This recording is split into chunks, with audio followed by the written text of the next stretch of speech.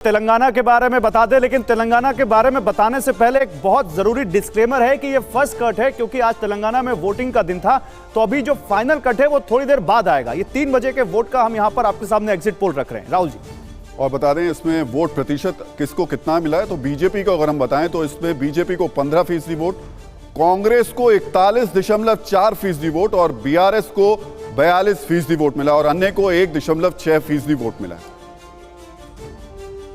और सीट्स आपको बताएं तो ये सीट आपके सामने बताएंगी कि तेलंगाना में कुछ अलग सा खेल हुआ है, क्योंकि बीजेपी जो 1 सीट लेकर आई थी पिछले चुनाव में वो 5 से 10 तक आती दिख रही है। कांग्रेस को सबसे ज्यादा 49 से 59 सीटें आती दिख रही हैं। बीआरएस को यहां पर 48 से 58 सीटें आते दिख रही हैं और एआईएमआईएम 6 से 8 सीटें हासिल कर सकती है, जो ऑलरेडी उसके पास लगभग अभी भी है। तो मामला बहुत नेक टू नेक है तेलंगाना में, जबकि कांग्रेस कह रही है कि हम वहां पर जीत रहे हैं। प्रभु जी, तेलंगाना की ये एग्जिट पोल के नंबर्स क्या चौंकाते हैं आपको? नहीं, चौंकाते तो नहीं है। मैं एक सिमिलरिटी देख रहा हूं कि एग्जिट पोल जो आ रहे हैं, एग्जिट पोल अंदर तीनों चारों स्टेट्स के अंदर लगभग बराबर की टक्कर दिखाई जा रही है। इसका वहाँ की जनता बड़ी जागरूक है सब स्टेट्स के अंदर। आप राजस्थान में देखें तो बड़ी थोड़ी कम सीटों का फ़र्क है, मध्य प्रदेश में देखें बहुत कम सीटों का फ़र्क है, अगर आप जाकर के छत्तीसगढ़ में देखें बहुत कम सीटों का फ़र्क है।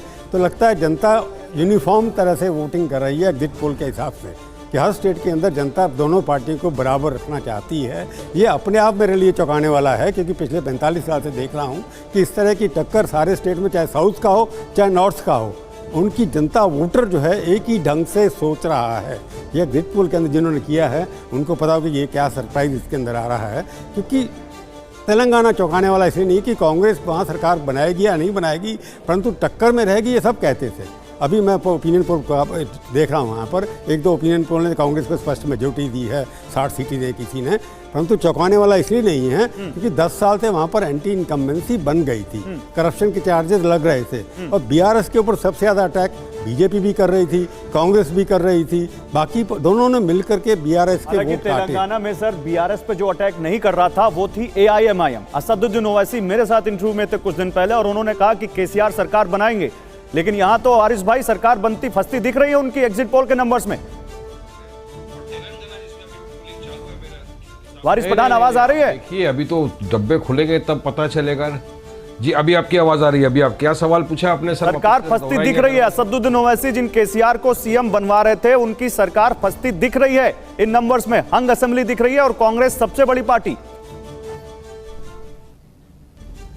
देखिए, तो 3 तारीख को जब सब रिजल्ट आएगा तब पता चलेगा क्या हो रहा है, लेकिन हमारी जानकारी के हिसाब से साफ दिख रहा है कि केसीआर साहब सरकार बना रहे हैं। केसीआर साहब तीसरी मर्तबा सीएम बन रहे हैं वहाँ पे।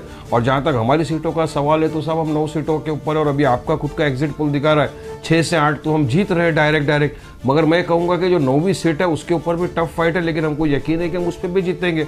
अब देखिए, तेलंगाना के अंदर का आप देखेंगे ना चुनाव इस मर्तबा तो ऐसा हो गया था साहब कि बीजेपी और आरएसएस दोनों कांग्रेस के साथ मिलकर ऐसा लग रहा था हमको हराने के लिए आए हुए हैं। वहां पर कितनी जगहों के ऊपर इन लोगों ने आपस के अंदर गठबंधन कर लिया, ये सोच करके एमआईएम को हरा दिया जाए, मजलिस की ताकत को कमजोर कर दिया जाए। मगर हम लड़े सिर्फ 9 सीट पर, 111 सीट तो हमने दे दिया ना, 119 में से हम 9 पे लड़े, 110 सीट इनको दे दिया कांग्रेस को, क्या भराइए। मगर देखिए, पब्लिक केसीआर साहब के साथ है क्योंकि उन्होंने काम किया है, विकास किया है, डेवलपमेंट किया है, उनकी जो स्कीम्स के इम्प्लीमेंटेशन हुए वो भी लोगों ने देखा है। और जनता इस वक्त, जब मैं वहां था, लोग बोल रहे थे कि वारिस में वाकई में उन्होंने उस तरफ अच्छा काम किया है और इस तरफ एमआईएम ने काम किया है। अब कांग्रेस का क्या है, 5 सीटों के ऊपर कितना आती है नहीं आती है तो सब वक्त बताएगा।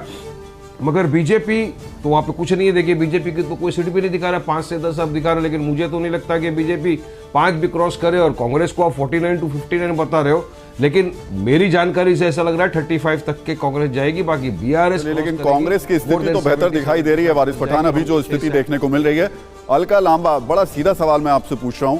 राहुल गांधी ने बहुत ज्यादा ताकत लगाई है तेलंगाना को लेकर के, कहा यह भी जा रहा है कि कुछ इमोशनल टच रहा है और तेलंगाना वो किसी तरीके से भी जीतना चाह रहे हैं।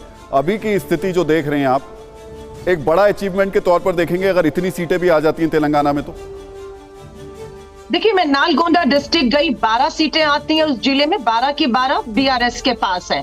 मैं आपको लिख कर दे रही हूँ, लहर है 12 की 12 पर BRS 0 और कांग्रेस वहां से सरकार बनाएगी। मैं वहां थी इसलिए मैं कह रही हूँ।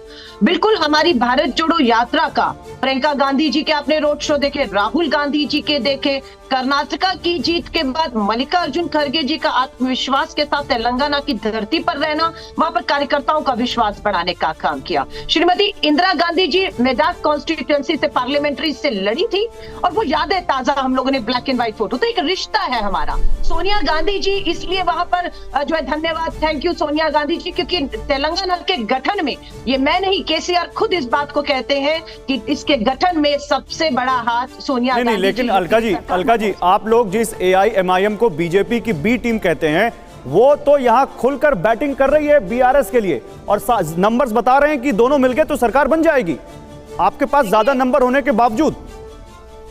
ये सब 3 तारीख को यूं ही बैठे रह जाएंगे। आऊंगी मैं आपके चैनल पे। AIMIM न 3 में है न 13 में है। भाजपा ने दबाव बनाया, उस राजस्थान में गए जहां 200 सीटें थी, 4 पर लड़े, सरकार बना रहे। मध्य प्रदेश गए 230 सीटें हैं, कह रहे 8 में लड़ रहे हैं, सरकार बना रहे हैं। जो तेलंगाना में इनकी राजनीति शुरू और यही खत्म होने वाली है, 119 सीटों में 9 पर लड़ने की हिम्मत ये दिखाते हैं। और राहुल गांधी जी जब कहते हैं मोदी जी के 2 यार ओवैसी और KCR, छटपटा जाते हैं। और आज हमें मुझे लगता है तेलंगाना पे शहजाद से भी एक बार जरूर सवाल ले लेना चाहिए। जो तस्वीर अभी बीजेपी की देखने को मिल रही है, सिर्फ 5 से 10 सीटों तक सिमटती नजर आ रही है। ताकत फिर भी पूरी तरीके से लगाई गई थी, आपके तमाम बड़े नेता वहां पर पहुंचे थे शहजाद। देखिए राहुल जी, 2018 से पहले भारतीय जनता पार्टी का वहाँ पर कोई अस्तित्व नहीं था। हमारा 6-6.5% वोट था, वहाँ पे 1 सीट मात्र थी।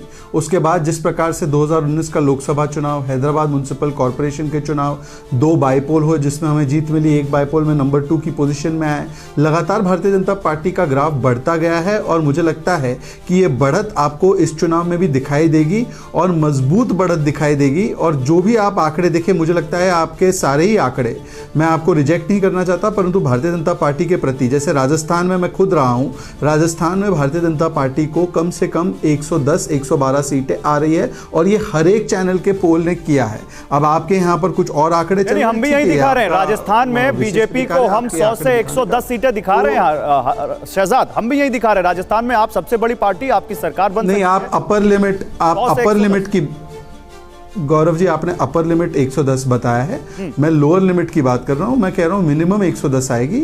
इतनी क्लोज कॉन्टेस्ट कांग्रेस के साथ नहीं होगी। कांग्रेस का इतिहास रहा है, जब भी वो चुनाव में गहलोत जी के नेतृत्व में गई है तो वो बहुत बुरी हार हुई है और मुझे लगता है 110 तो मैं मिनिमम बोल रहा हूं, उसके ऊपर ही होगा। तो पहली बात यह है। दूसरी बात, मध्य प्रदेश में भी अगर आप देखेंगे तो मध्य प्रदेश में भी आपने ऐसा आंकड़ा दिया है कि ये टच एंड गो है। 18 वर्ष के बाद भी यदि टच एंड गो है तो कांग्रेस की क्या स्थिति है आप देख लीजिए मध्य प्रदेश में। छत्तीसगढ़ में जहां पर 65+ कांग्रेस इतरा रही थी, यही उनके प्रवक्ता आकर चैनलों पर कहते थे एक तरफा जीत है, 65+ है, वहां पर भी आपने क्लियर कट डिसाइसिव नहीं कहा है, आपने दोनों को 45 के रेंज में रखा है। तो इसका मतलब छत्तीसगढ़ भी क्लियर नहीं है। तो मुझे समझ में नहीं आता अलका जी का कॉन्फिडेंस कहां से आ रहा है। 3 तारीख को सारी चीजें स्पष्ट हो जाएगी। वही मैं एक मिनट, कॉन्फिडेंस हमारा कर्नाटक और उस हिमाचल से आ रहा है जहां पर आपकी डबल इंजन की सरकार औंधे मुंह आकर गिरी है। इन 5 राज्यों में तो आप 2018 में थे ना, 23 में आने वाले हैं ना। डबल इंजन के नाम पर प्रधानमंत्री जी महंगाई, आप राजस्थान स्वीकार रही हैं, फिर हिम्मत दिखा पाए हैं, है ना। तो ये कॉन्फिडेंस कर्नाटक के लोगों ने दिया, हिमाचल के लोगों ने दिया। डबल इंजन की सरकार औंधे मुंह आकर गिरी। समझ आ गई कहां से कॉन्फिडेंस आता है।